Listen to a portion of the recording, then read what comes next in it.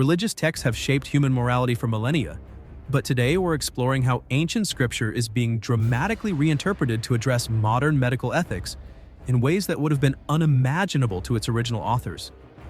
That's fascinating how these ancient texts are finding new meaning in contemporary debates. The language in this interpretation is particularly striking. It's both poetic and confrontational. Well, what really stands out is how it adapts traditional biblical imagery, things like oak trees and smooth stones, to create this landscape of moral choices. The text uses these natural elements as metaphors for human behavior in really unexpected ways. And I noticed how it weaves in these ancient religious terms like Molech and libations alongside modern medical terminology. It's creating this bridge between past and present that's quite powerful. You know, that's exactly what makes this so interesting. It's not just drawing parallels, it's suggesting that these modern ethical debates are part of an ancient spiritual struggle. The way it uses direct questioning is particularly effective. Whom are you mocking? At whom are you making faces? Well, speaking of spiritual struggle, what do you make of how the text approaches the idea of redemption? It seems more focused on acknowledgement than immediate action. That's a crucial point. The text explicitly states that all that is required is to admit it is wrong. It's not demanding immediate change, just recognition.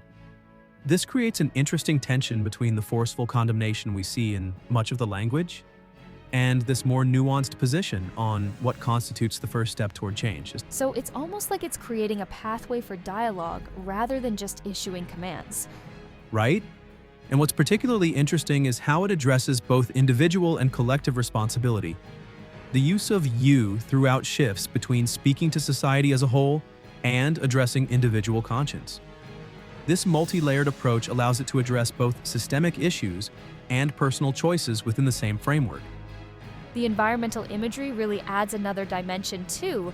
These references to trees and stones feel almost primordial, like they're connecting modern choices to ancient natural laws. And notice how it builds this progression from natural settings to increasingly metaphysical concepts like death itself and second death. This escalation creates this mounting sense of spiritual significance while maintaining its connection to practical, real-world concerns.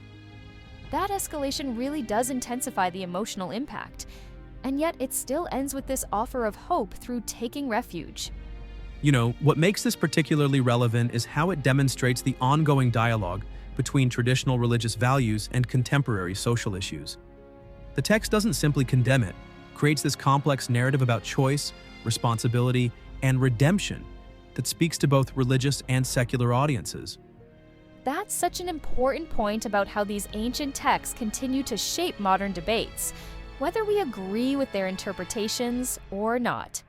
Looking toward the future, I think we'll continue to see these kinds of reinterpretations as society grapples with new ethical challenges.